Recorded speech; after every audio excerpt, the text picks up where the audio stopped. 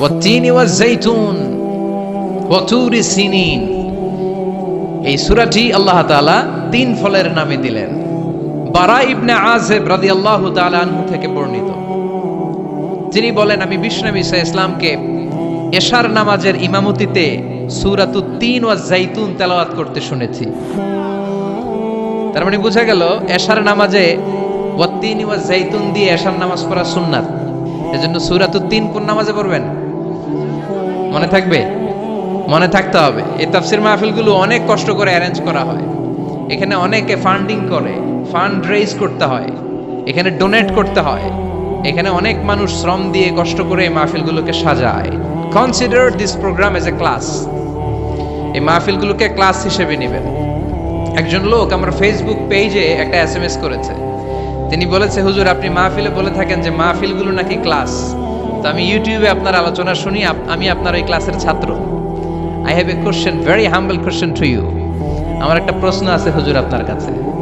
এই মাহফিলগুলোকে যদি আমরা ক্লাসের ট্র্যাডিশনে নিতে পারি, তাহলে ঠিকই প্রতিটা মাহফিল থেকে আমরা অনেক কিছু শিখতে পারবো, আমাদের জীবনটাকে পরিবর্তন করতে পারবো, ঠিক কিনা?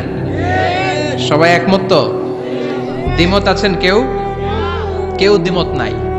তো আল্লাহ তিনের নামে সূরা দিলেন আর আল্লাহ শুরু করলেন, ওয়াত-তিনি ওয়াজ-যাইতুনি ওয়া তুরি সিনিন ওয়া হাযাল বালাদিল আমিন। আল্লাহ বললেন তিনের শপথ, জাইতুনের শপথ, তুর পাহাড়ের শপথ, আর পবিত্র শহর মক্কা শরীফের শপথ। সুবহানাল্লাহ।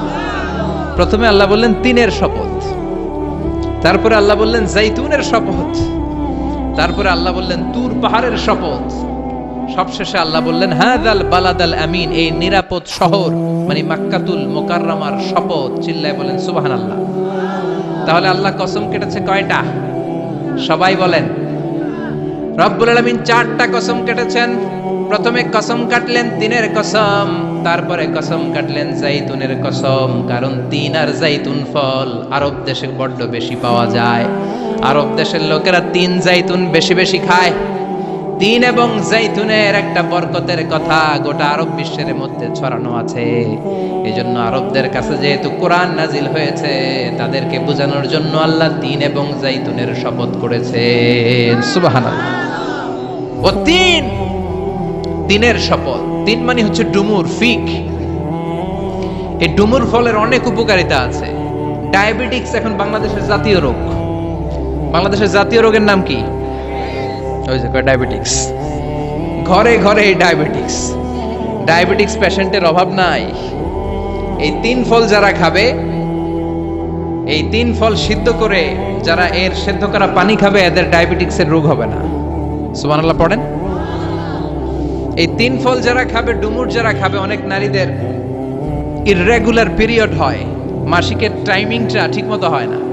যারা তিন ফলের সিদ্ধ করা পানি খাবে, ওই নারীদের মাসিক টাইমলি হবে। সুবহানাল্লাহ পড়েন। তিন ফল খেলে শরীরে স্ট্রেংথ এন্ড স্ট্যামিনা হয়।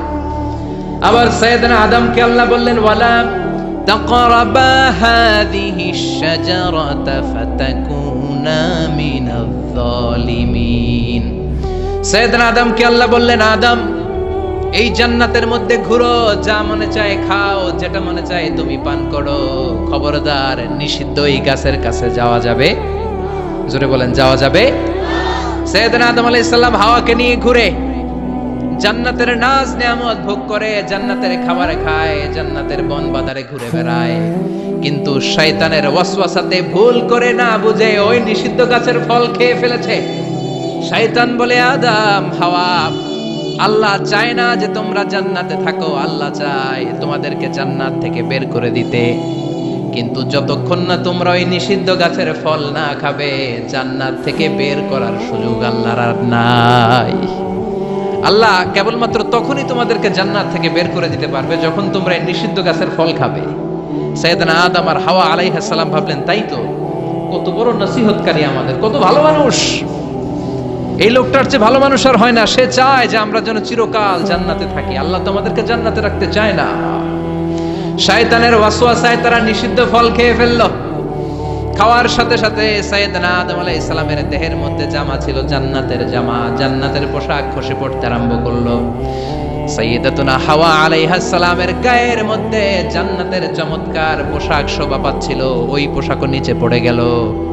এবার লজ্জাস্থান ঢাকার জন্য জান্নাতের মধ্যে দৌড়ে তারা যে গাছের পাতা দিয়ে লজ্জাস্থান ঢেকেছেন, ওই গাছের নাম হলো তিন গাছ।